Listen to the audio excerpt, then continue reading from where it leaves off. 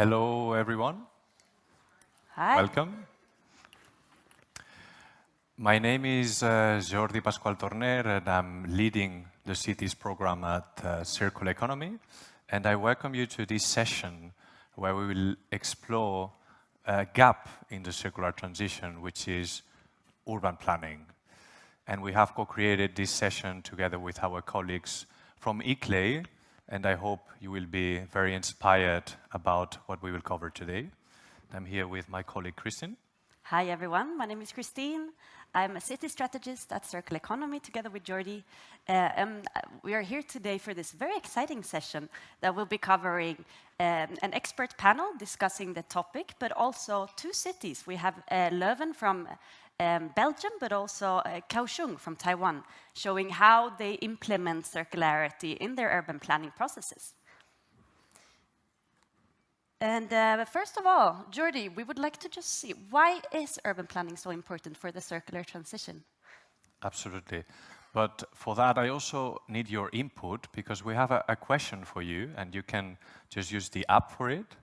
And I mean, I bet most of you are citizens in cities, of course. Actually, following Belgium statistics, I believe 98% of the population in Belgium lives in cities. So the question we have for you is, what are some of the infrastructures or services you would like to see in your city to live a more circular life? You can just use a couple of words, and we would be grateful to receive it and then show it to our panelists and the audience. So, back to your question, Kristin, and now I'm taking this. Whoops. There you go. So, it's probably not news to you that cities occupy about 3% of the Earth's surface, while they represent the vast majority of our population. But this is not static, right? Cities are growing constantly, and here we have two very stunning figures, which is that there are 1.5 million new urban citizens every week, which is equivalent to the city of Brussels. And for that, we need space. And with this is, by 2030, there is the estimation that 1.2 million of square kilometers will be added to our build-up area and to our stock, which is equivalent to Spain, France, Belgium, and the Netherlands combined. And this, of course, begs a question: how do we want our cities to be? Or rather, how do we need our cities to be? Because in order to fulfill this growth, we need materials, and cities demand millions of tons of materials.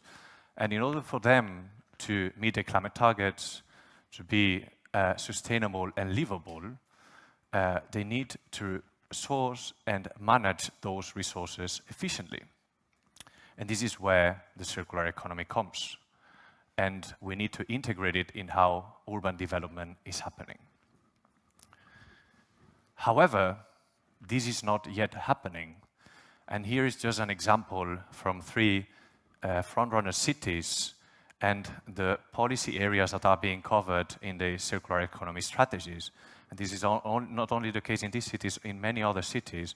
As you can see on the top left, urban planning and spatial planning is the least relevant one. So we need to change this in order to incorporate circularity into our cities, into our lives. And for this, I love drawings and puzzles in general, and I love to think of urban planning as this puzzle that brings the city together, all the complex parts, systems, and as you can see, there are some pieces missing at the bottom right here, and I do see that as being the circular economy. So if we want our cities to be sustainable and livable, we need to integrate circular economy into urban planning. But then the question is, how do we make that? How can we integrate a circular economy into the urban processes, or rather, how can we transition toward a more holistic approach to including circularity in urban development and spatial planning? So these are key questions that we want to address, And luckily, there are cities that are already trying to answer these complex questions and are already moving in this direction. And I'm just shedding light with 2 examples. This is an example that comes from Denmark in Copenhagen, which is a whole neighborhood, I hope I pronounce it right, Urestad, that has been developed with repurposed materials like bricks, wood, or concrete, and that the buildings are designed for flexibility, adaptability for future needs. But this is by no means anything new. This actually has been the case in the development of many informal settlements around the world.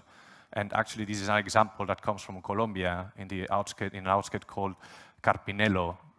And here you can see the movement, the journey of repurposed materials during the course of only 1 month. So this is extremely interesting to see. So these examples are just to say that cities are already addressing these questions that I do believe, and also Kristin and colleagues believe, that are fundamental to really, implement the circular economy at scale. And luckily, I believe today we have very interesting speakers that will shed light on this topic. And I believe now, Kristin, you can show some results of what you have shared with us. Yes, let's see how we've all responded to this word cloud. Oh, there we go. All right, we have a very common thread here. We see green space, we see waterways, a lot of regenerating efforts here in the cities, but also bike paths. And this shows really how, it's a few cramped words, but we see that cities are really across all our sectors, right? We have both the regenerating part, but we also have food. We also have tramways, we have mobility. Oh, it's moving. So this is really, cities are really the place where we connect all these different sectors that we often speak about in the circular economy.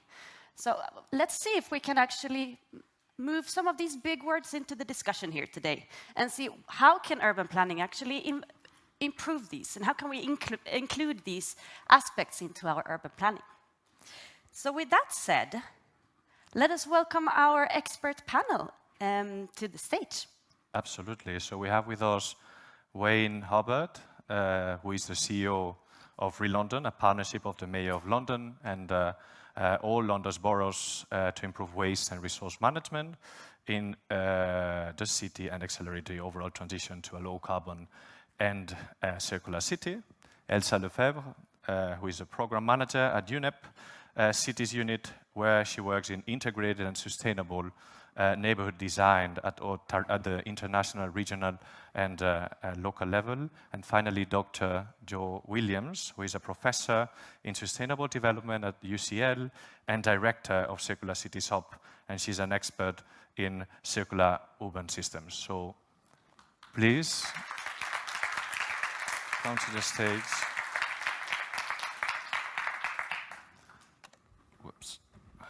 And one last thing also before we get started. We encourage you all to ask questions. So if you have any questions, please ask them in the app. And if you think that any questions are especially interesting, please give it a thumbs up so we can ask it to our experts here, but also to the city's representatives that will come later. All right, let's get going. Thanks, Kristin. So I have a first question for you, Jo, which is actually a big question, right? Which is, how can urban planning enable implementation in cities? Hello, thanks for the question. I don't know if this is working. Is it working? Can you put it closer to you? Yes, there. Now it's working. Lovely. And of course, Thank implementation of circular solutions. Yeah. Okay, so planning, I think, has a major role to play in this, both in terms of its regulatory sort of frameworks, in terms of the strategic vision that it can give, and also as a collaborative process. To give a few examples, so if we're thinking more in terms of its strategic purpose, planning can provide a vision essentially for cities and their regions, their surrounding regions. It can provide also a clear policy framework which gives policy priorities, direction. and also helps to align goals between the myriad of actors that are then involved in creating the circular urban systems of provision, if you like, within the cities that we are wanting to create. It also, of course, provides the spaces at a strategic level and coordinates where those spaces may be in order to make these things happen.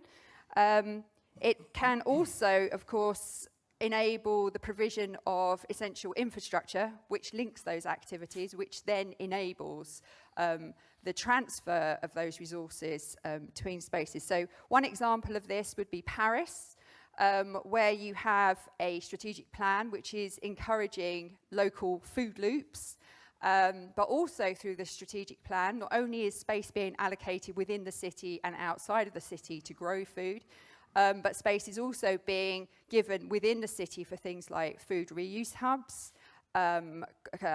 community composting, biogas plants, and in terms of infrastructure as well, the types of infrastructure you actually need to then redistribute the energy produced from biogas plants within the city itself. All of these things are coordinated through the strategic planning process. Most of you will probably think of planning in terms of its regulatory qualities, and of course the big deal about planning is that it can intervene in markets.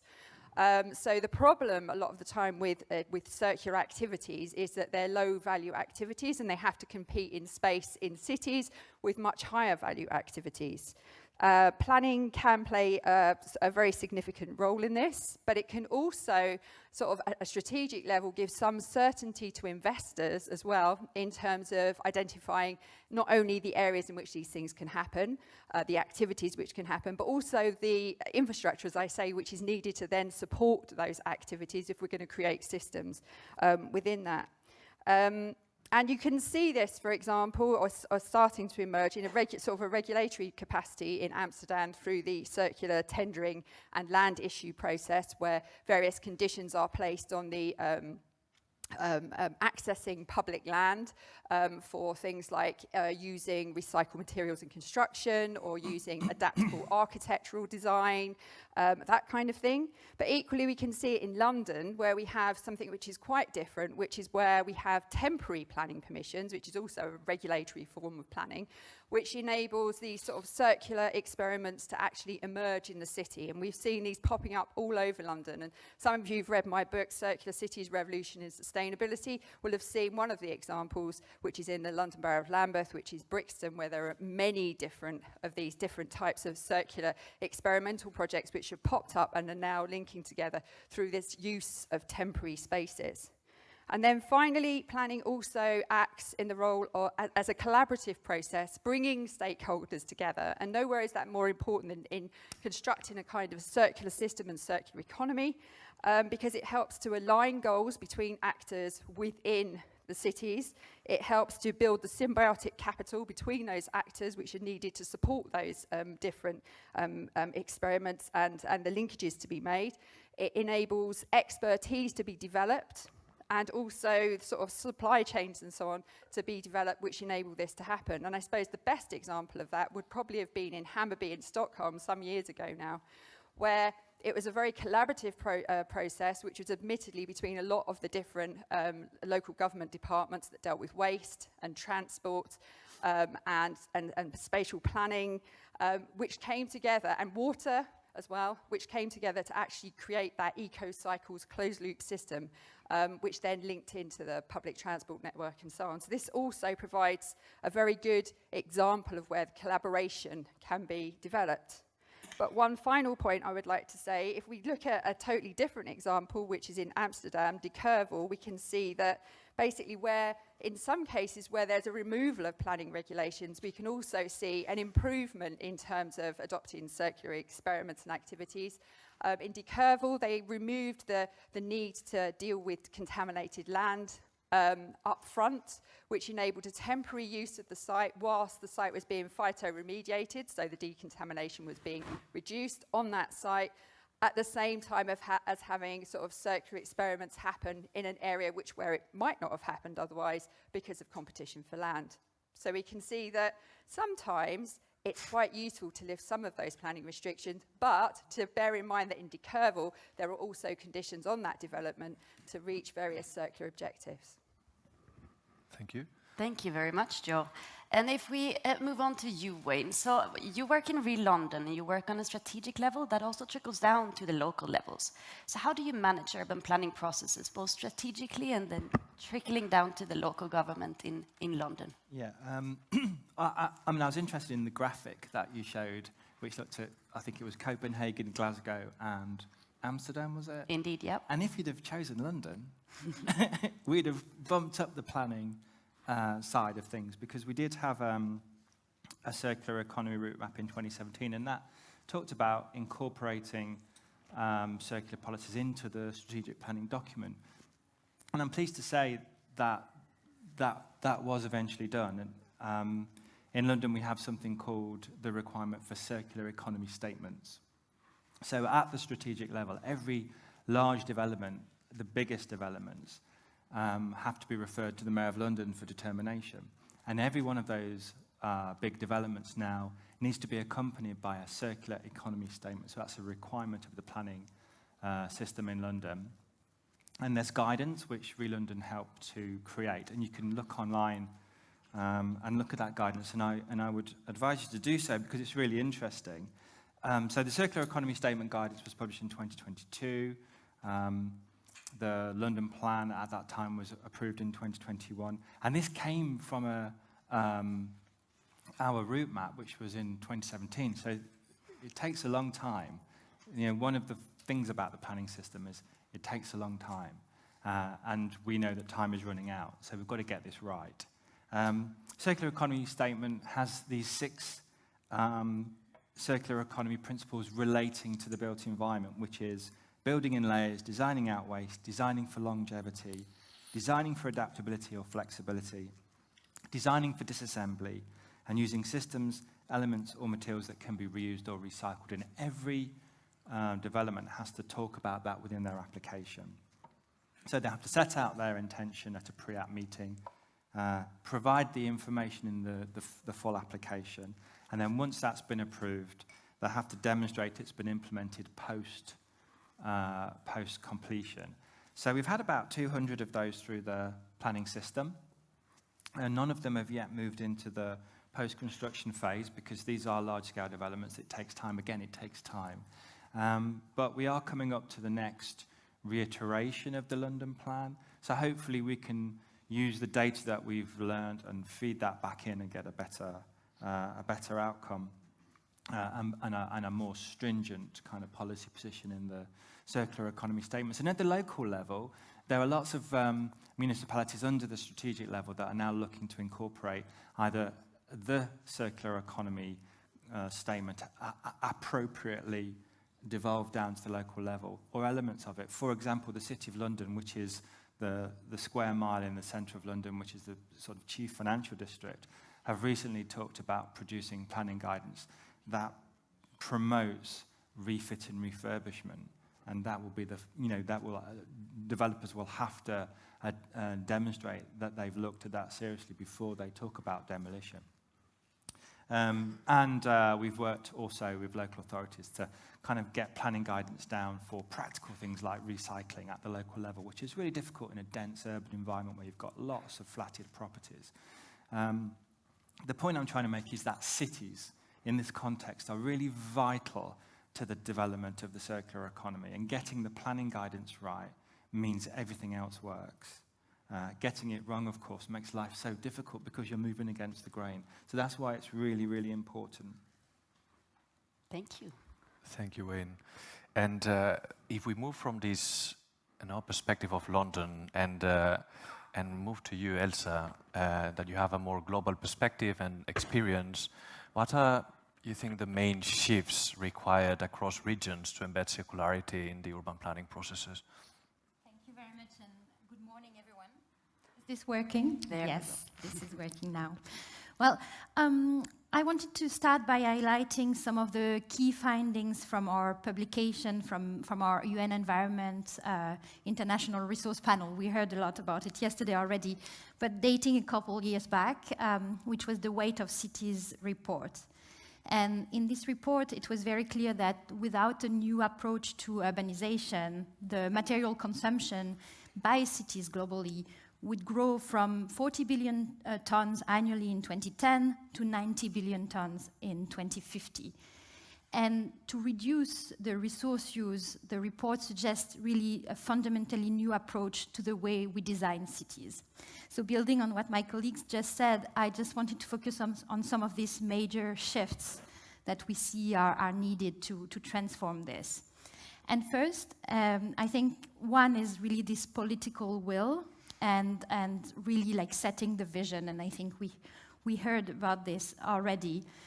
And this will trickle down to then changing the zoning regulation, the development guidelines, the master plans, all these plans and strategies that have an influence on the shape of the city. And they should all drive towards like functionally and socially mixed neighborhoods with like a green density, so maybe higher density, but that remains something very livable. The jobs, the better mobility option within those neighborhoods in order to reduce the greenhouse gas emissions and the material resource use.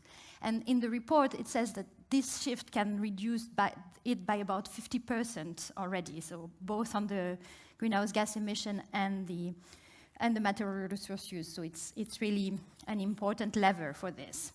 And then the second shift is about the integration of the circular principles and concepts, such as designing for durability, reuse, recycling, flexibility in the use of the building in the urban policies, the building codes, the new developments, we are just hearing about this, the procurement as well for public spaces. And just to give you one example, Mexico City in their circular economy policy now has this requirement that all material that are not structural for like the new developments need to be from recycled material. So this leads to urban furnitures, for example, in public space being required as recycled.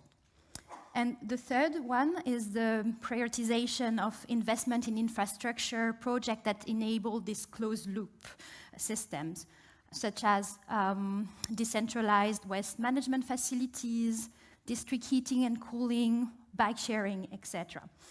And this won't happen without like a push. And I already mentioned the political will. It's probably like one of the first lever for this, but also from like an international perspective, the importance of recognizing and rewarding innovation and of knowledge exchange to get inspired. And then maybe one which is important, I think, is the culture of experimenting. And I think yesterday we were hearing that like testing what works, how you engage with your citizens on this work, etc. Thank you. And if we move back to you, Wayne, we see here in the word cloud before, we have a lot of green space, we have food, all of these things, they require space. And space, we know, there isn't enough space in cities we see nowadays. So a question to you, how do you include the spatial elements in the urban development in London? Yeah, so we have a document which is a document that's required to be published by law. It's called the Spatial Development Strategy. It's a regional document, so it covers the whole city. It's called the London Plan. I've been involved in helping to develop each one of those plans over 20-odd years. And every time that we've done this, the tendency is for waste projections to go up. The tendency is to be conservative with how you view what waste is going to be produced. Because for all of those iterations of that plan, we were looking at a city of growth, and we still are. We're looking at planning for growth. And the plan is an articulation of the city. It's a vision for the city. It talks about what kind of housing, its massing, its form, how dense or low density, the jobs, the culture, the transport, the green space, the industry, and where they should be, and how much land should be allocated. And each a municipality in London will then have to translate that into a local plan.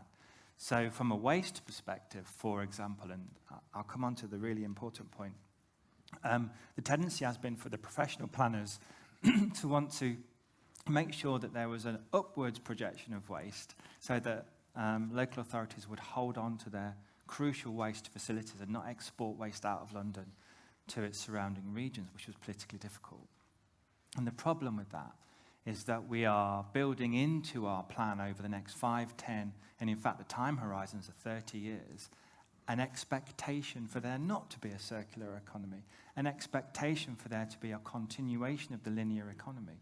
So the policies within your planning document don't fully get on board and respect the fact that there's a circular economy ambition. So if you look at our document, our London plan, we were very successful as ReLondon in influencing that plan to have circular economy sprinkled throughout the chapters, and not just, although it is, but not just as a separate chapter at the end, which is what you'll often find, the waste and circular economy chapter. We've got a waste and low carbon chapter, but circular economy is through it. But what I really want to achieve in the next plan is for me to be able to convince the professional planners that we can start to turn the dial down on waste arisings, despite the fact that we're a growing city, which means we need to have real policies, and everyone's got to buy into those policies that encourage circular businesses, not linear businesses, and that really, really kind of talk about the whole aspect of circular economy from a land use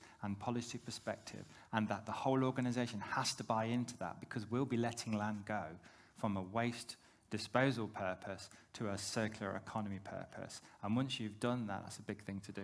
But you only get that chance once every 5 or 10 years. So that's why it's really important. So that's my that's my challenge, and that's what I think is our sort of generational challenge right now. Thank you, Wayne. And actually, I have a thought that I want to share with the group, and maybe that speaks to the territorializing work that you have been doing. But I do sense, when I was seeing the workload here, there are many needs currently. However, when you were speaking about time, this requires time, and urban planning sometimes fails to address the needs or to maybe anticipate the needs of the future. So how can we maybe speed up the process or aim to address those needs and do not maybe make plans or that perhaps are not addressing those needs in the future? And maybe that relates to the territorializing, how local governments address that on your side, Joe, but perhaps others, feel free to jump in as well. Well, I'll just come back to that. I mean, the way to do it is to kind of say, we don't know, but we will provide supplementary guidance further down the line. We'll do an early alteration to our plan further down the line. But that still takes 5 years. Yeah. So, but there are ways that you can do it. But planning is about balance. You're balancing all these. So everyone's bidding in with their bit. So the circular economy professionals have to shout loud and be persuasive and bring all the evidence to bear, because there'll be this natural tendency to try and kind of balance everything out. But time is urgent. So I agree. Time is urgent, isn't it? I think as well, another thing we could look at is if you want to build a resilient system, you have to provide space within that system for transformation to happen. You have to be more flexible in terms of the types of things you allow to be developed as a result of that. Decurval was quite a good example of that. So I think you also need that flexibility within the system. Having said that, we probably also need to think wider than the London region, for example, unfortunately, if we're going to think in terms of how we create circularity and localize resource loops and so on. And, you know, obviously Paris I gave as an example earlier in terms of looking at how you localized food loops, and you can only ever do that to a certain extent, right? But we certainly need to try and coordinate this a lot better. And I think one of the ways to do this might be, and in some countries this is to have a national resource strategy, which then feeds down into eventually the spatial plans. And also to link this with a national planning strategy, which looks at where the resources are and what the need for resources are and where these can be supplied and where those activities are going to actually happen. And if we have a clearer coordination of those things, that would definitely benefit us. And if we kind of zoom in a bit and think in terms of city regions, I've got a big research project now which is called Regenesis, which is going to be looking at sort of creating regional circular bioeconomies of well-being, which does try to explore not only how we do this and what the benefits of doing it, but also a lot of the challenges that are then faced. And the key challenge, certainly in the UK, is coordination, and it's coordination between different areas of local government across the administrative boundaries. And in some ways, if we have this much more strategic approach to how we deal with resources, certainly at least nationally, that then feeds down into these proposals more at a regional level, which they can then build upon and make those linkages, we might actually start creating systems which are circular at a regional level.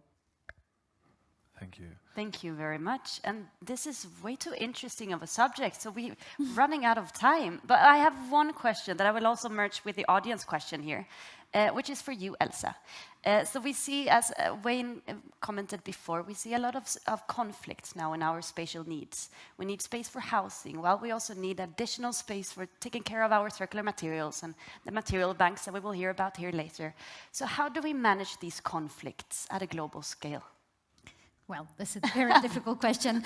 First, if I may, I just wanted to respond on the word cloud as well, and the fact that I think from what I see, and I agree on this importance of the multiple level of governance and like national level, regional, and very local level.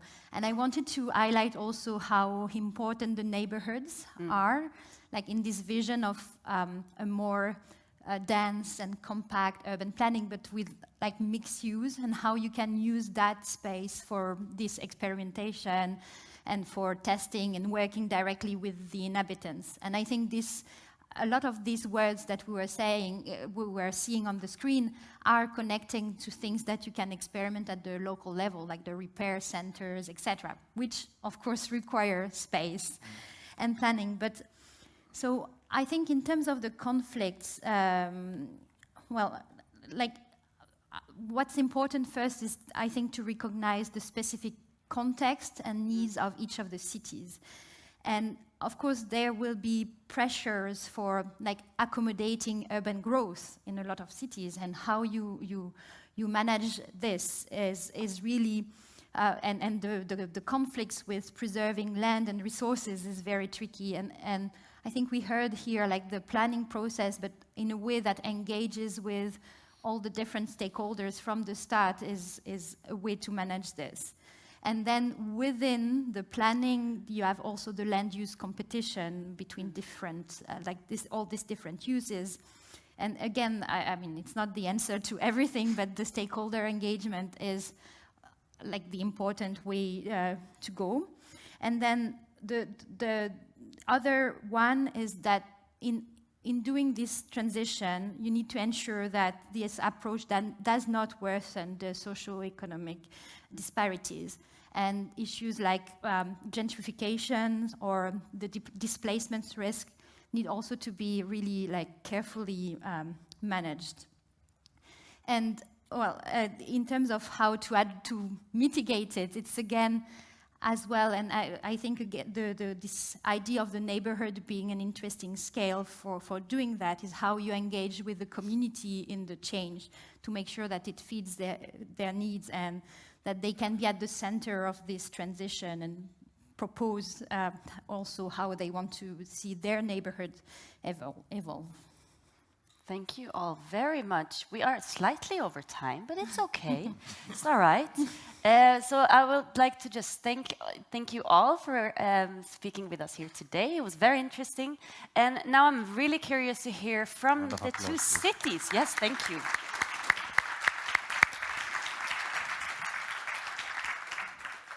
So I'm welcoming Ying-Chih, Deng-Sommer to the stage, who will be moderating the cities conversation here today as well.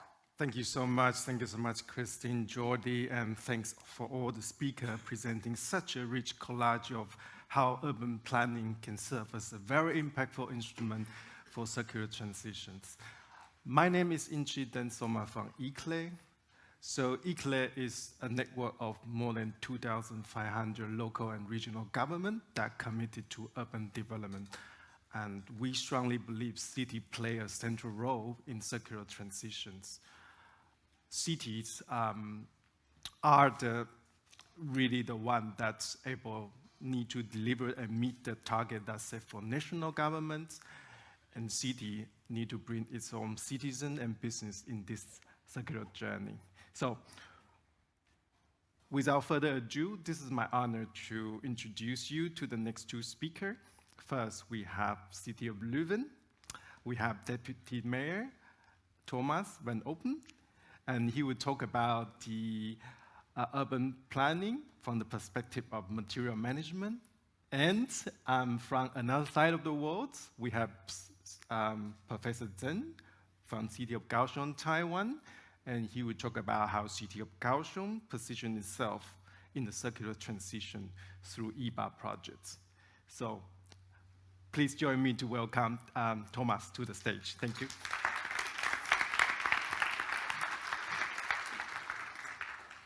Hello.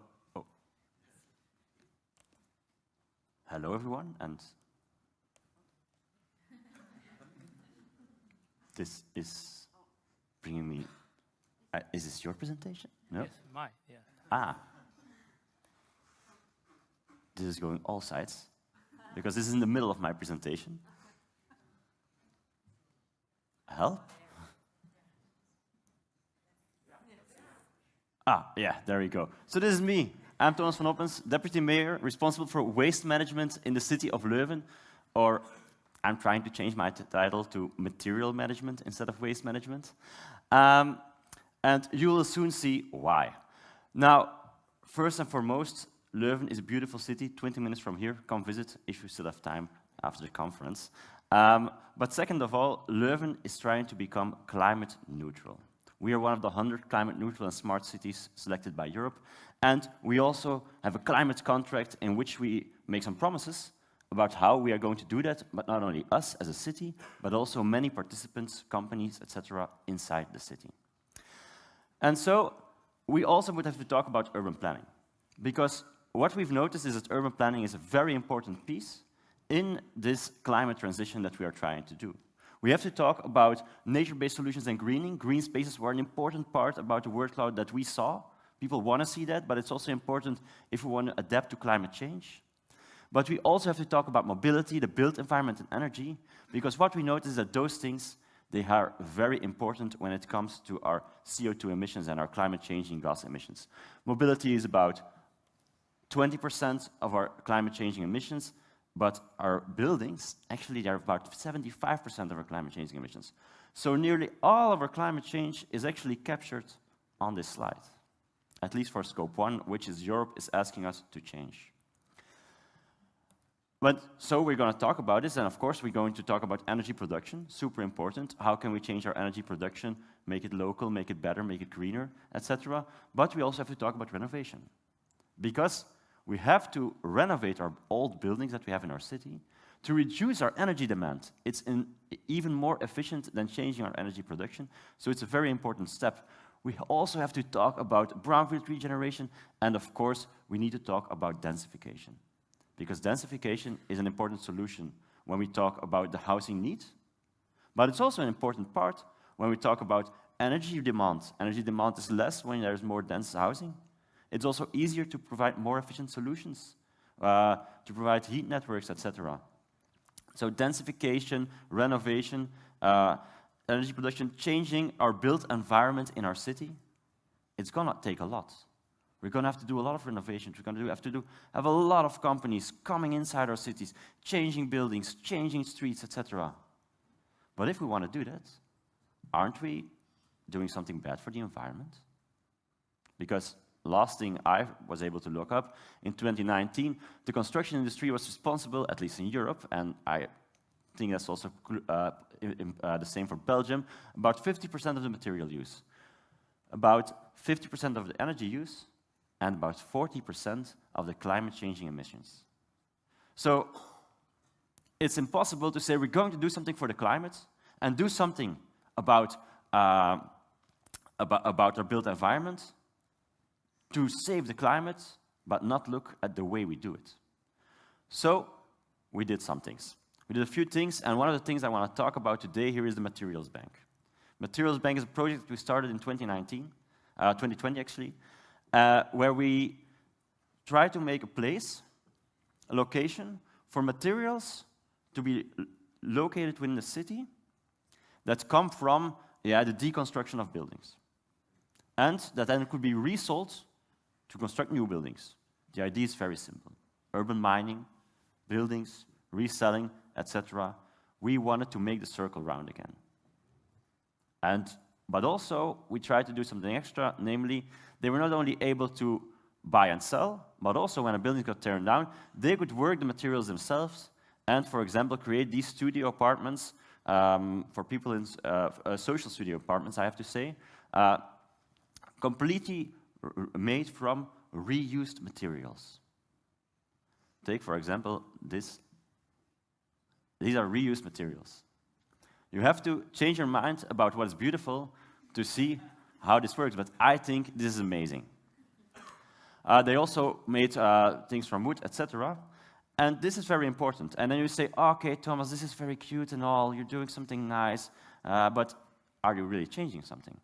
The answer is yes. In 2020, we started with a few tons of materials saved from waste bins, from the waste.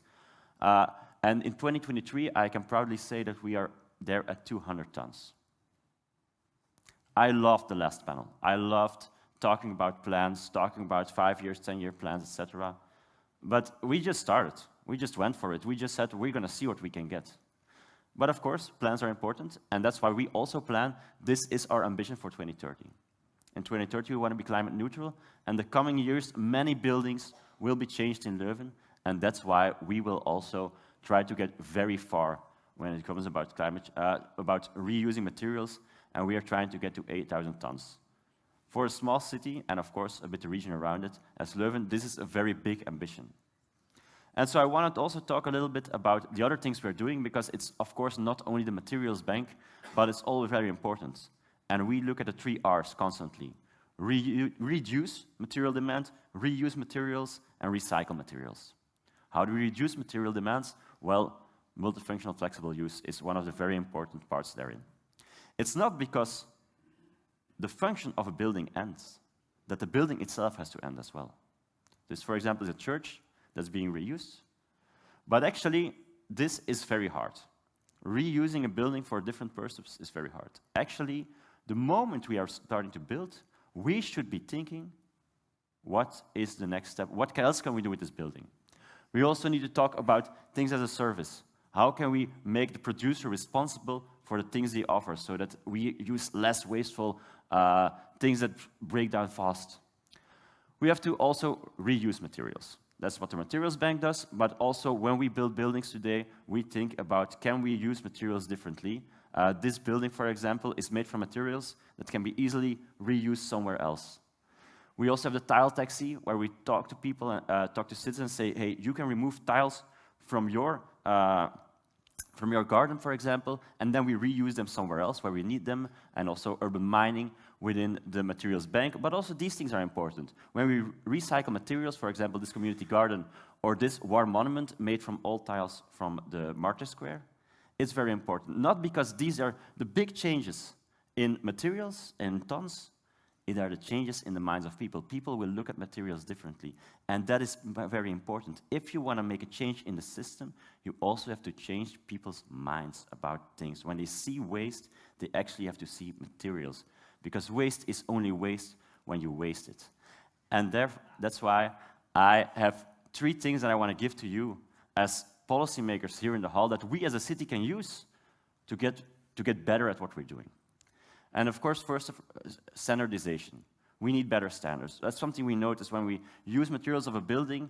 Constructors say, can we use this? We don't know because it doesn't, what's the standard, etc. So more standardization can only help with that. We also need some regulation. We need a little push So constructors have to use the materials, and they have to let us come into their buildings and use materials from the buildings they're going to tear down. But lastly and foremost, it's all about money, unfortunately. It's circular economy for a reason, and that's why taxation is so important. Lower labor tax, because it's very labor intensive what we're doing. Higher import taxes for new materials, but also higher waste taxes. Wasting is too cheap. It's much too cheap. And as long as wasting is cheap or even free, why should you try to reuse materials when it's very cheap to import new materials? If we want to become more sustainable, and if we don't want to let waste be waste and let it be seen as new materials, then we need these regulations for us as a city to continue doing our great work. Thank you so much for your time.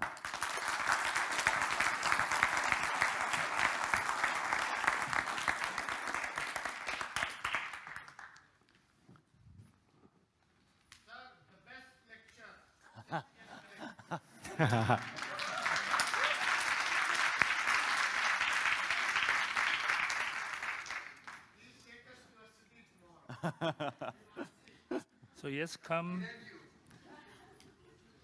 So thank you. It's me. Okay, come my presentation.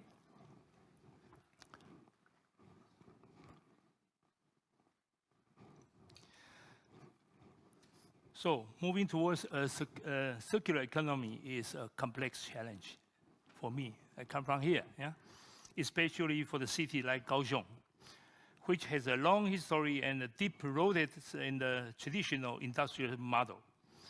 This transformation is likely to remodel a vibrant Asian metropolitan, a challenge that demands an innovative solution and a paradigm shift.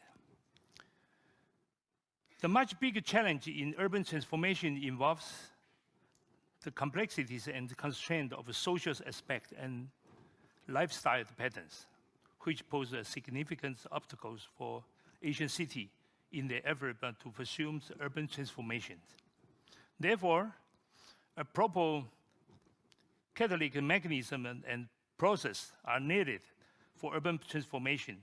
The design of the process that must consciously manage as a gradual social movement. Yeah. In Kaohsiung, we have introduced the German IBA model as a mode of operation for the city transformation toward a circular city. With the IBA model, we translate policy to actions, focusing on empowering citizens.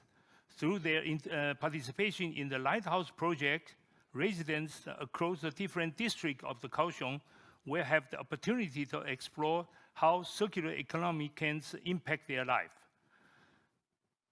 This localized project, tailored to specific context, will serve as a springboard for citizens to envision and co-create the future of their city. The model breaks away from the rigid master plan, opting for a long-term and future-oriented perspective planning approach. Instead of imposing a grand vision, it utilized small-size thematic lighthouse project as catalyst for the urban change. These projects guide from the core principle, foster public dialogues, and encourage citizen participation in shaping and interpreting the future of our city. This chart provides a detailed look at the concept and strategy behind the Kaohsiung IBA program. It illustrates how lighthouse projects will serve as a guiding light, empowering citizens to envision the future. This project will be meticulously articulated with the three core principles in mind. This is the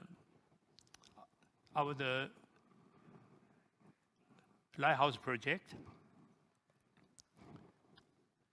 And the three principles is exploring the future lifestyle. Lighthouse projects will act as a prototypes, showcasing the innovative way to live, to work, and to consume in the circular economy. Okay. And second one is citizen participation. Community engagement is at the heart of the IBA program. Lighthouse project where actively involve citizens in shaping the future of their city. Cross-sector integration. Collaboration is key. The program will foster partnership between the public agency, private entities, and the various stakeholders. Guide from the key performance indicators that we primarily adapted from the EU Green Deal programs and the circular city action framework from ICLEI. Each lighthouse project within the framework as a net zero circular economy will provide a unique vision for the cities. The IBA teams will act as a facilitator, fostering a dynamic exchange of ideas, identifying the potential opportunities, and guide project development by showcasing the result of this project. We can collectively overcome the challenge and illustrate the path toward Kaohsiung's transformation into thriving circular city.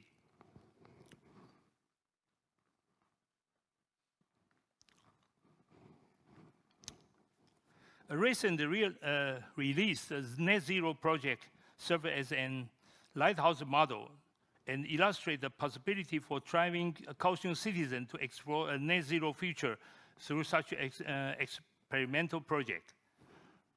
The buildings is a company headquarters and the first in Taiwan to achieve net Energy Plus.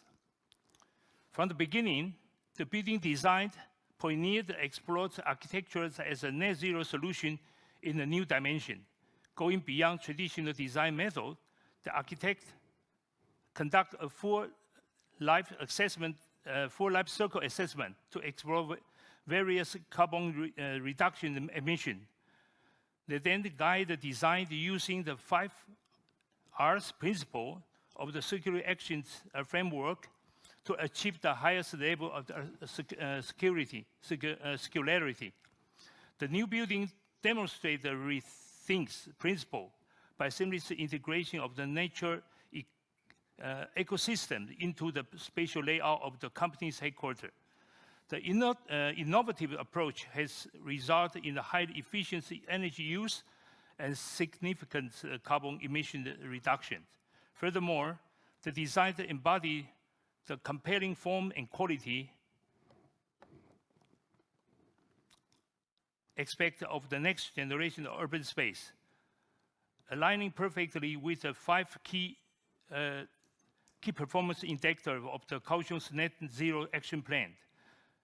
The project served as a prototype, paved the way for us to drive forward the IBA Lighthouse program. Thank you so much. Yeah.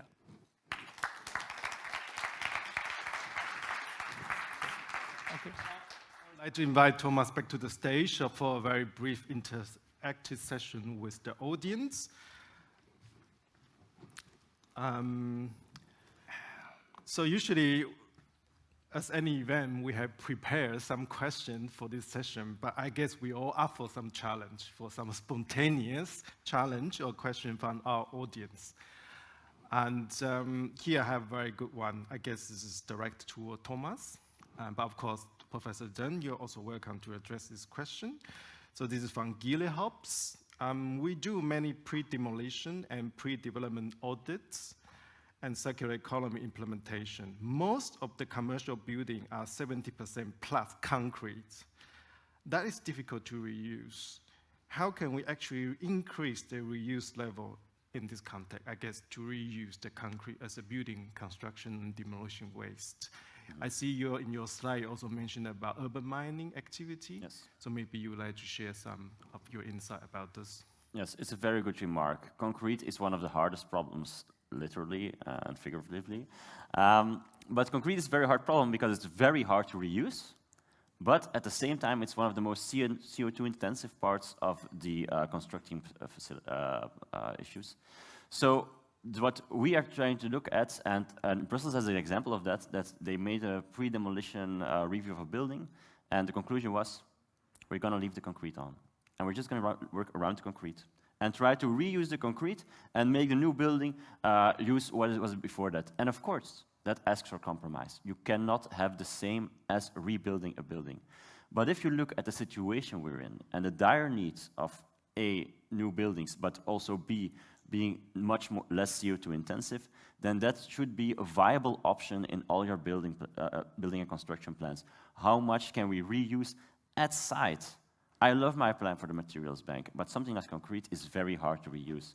And the second best option, and I can also provide an example of that, we reworked the banks of a river, and then we used the concrete elements of a building in the river bank. But that is second best, that's decycling. So my advice would be to see how much of the building can be reused at site. Yeah. Thank you, Thomas. I'm not a politician, yeah. As a professor, and in our EBA project, we try to introduce, the citizen to use the recycled materials. For example, the timber wood, and for this project, they use still the concrete, but they already use about 1/3 reduced from the concrete to use the timber wood. This is what our effort there. Thank you, thank you. And another question also direct to Thomas. So how do you see the role of public procurement in this process? Sorry about? Procurement, yeah, public procurement. That's very important. And so we have public procurement, which is also something a city does a lot. We can be an example. And as the professor showed with this Lighthouse project, I think we as governments need to show what is possible, but also, and so to commercial players to see, look, you can also do this.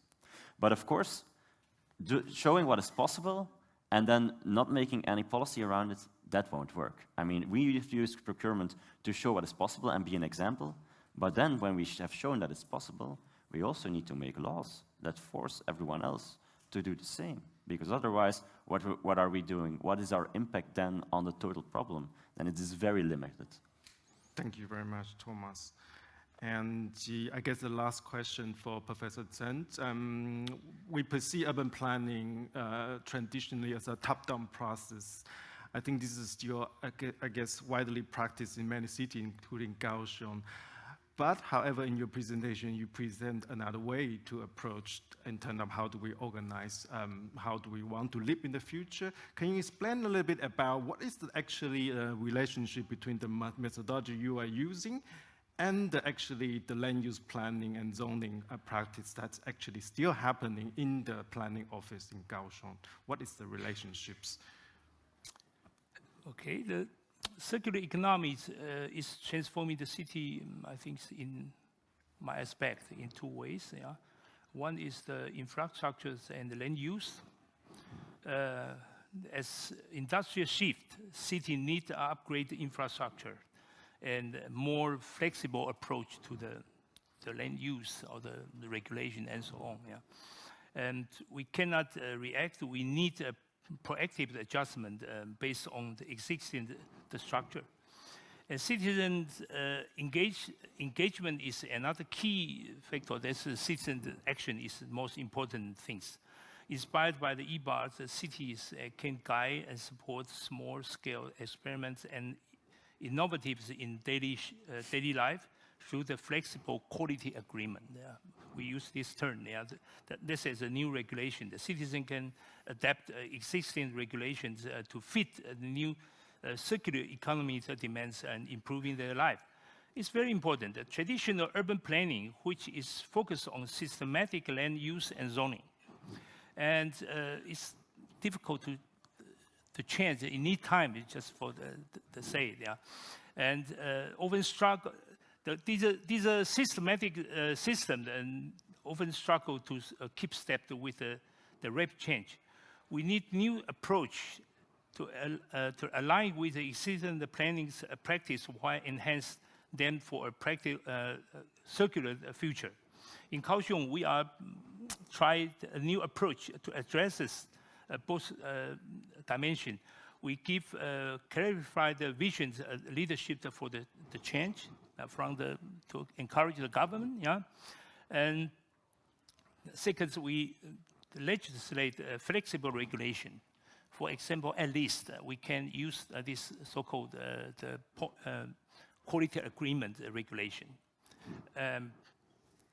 We can introduce this flexible regulation with quality agreement to allow for the innovative circulation solution while still respect the principle of the traditional planning, ensure the both, the change. Yeah, and naturally, the empowering the community is the most important part. I think to take charge of their own circulation transformation, and then if the people want this, and then the politics say, okay, then we try, maybe to try not so immediately, but slowly the whole system. That's why we, in Kaohsiung, we say we want to try this so-called IBA program. Yeah. Thank you very much. I think that's a very good ending for this session. I would like to push for one more question. I see in your last slide, Thomas, you talk about barrier and solution, but I see more solution than barrier. So here's an opportunity for you to call out for help. So as a city administrator and a decision maker, what kind of help you would need from, let's say, the business community, from the citizen that can help you really to address these issues or this challenge? Okay. Help us. I think, please see that I think there are many people here who are in some sort of position, and every position holds some sort of power. And please use that power for circularity of our economy, for the circularity of our planet.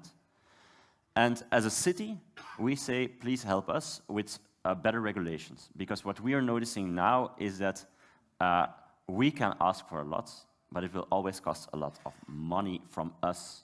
We need to get that from the citizens, everything we do. But with the Materials Bank, I want to tell you, we have done this with 50,000 euros of yearly support. 50,000 euros. For those who are in the sector, that is absolutely not a lot. That's not even a full wage of someone there. It's because we also let people pay. We show that there is an economy for the system. There is an economy for the system. But of course, actually, our system of taxation and subsidies keeps that economy from happening, keeps the circular economy from happening. So yesterday, someone told me 1.7% of GDP is spent on subsidizing linear economy. 1.7% of our GDP. That's immense. We should stop subsidizing that. It would be a great opportunity to stop subsidizing that without costing anything. Actually, it's saving money. And then correct taxation. Please, I cannot talk enough about correct taxation. Now, definitely in Belgium, but many other places in Europe, labor is enormously expensive. But it's the key. It's the key because the circularity means people working here, in this continent is here, but maybe also somewhere else there, trying to revive materials. But if we in the West keep it that way, that it's very expensive for us as a city to do that, and it's very cheap to get materials elsewhere, and even to dump those materials then back where they came from in wastelands, then what are we doing? We are doing nothing. So I plead to policymakers to change something about that, and I plead to all the is there anyone here from a company in construction, from a construction company? Thank you so much. Thank you for being here, because that's also very important. And I plead to you to not go lobbying against those people who try to change the system, but to work with it instead of against it. That would be so much help to us. Thank you so much. Thank you both. Thank you both. So at the end, please let me invite back Kristin and Jordi back to the stage for closing remark. The floor is yours, Jordi. Yeah, thank you so much. I think very little to say after your comments, Thomas. I fully agree. I think one person in the back really liked your presentation as well. So I think, yeah, I mean, with this session, we really wanted to, after all this time we have been all working in this space, to move away from pilots and visionary projects to the proper implementation at scale of the circular economy. And for that, we need spatial planning, urban planners in the room to really make that happen, to bring it to our streets, to our lives, and really see circularity really, seen and visible in our lives. So I think we have achieved that. Thank you to all the speakers and to ICLEI, of course, Kristin, and thank you, all of you, for joining us today.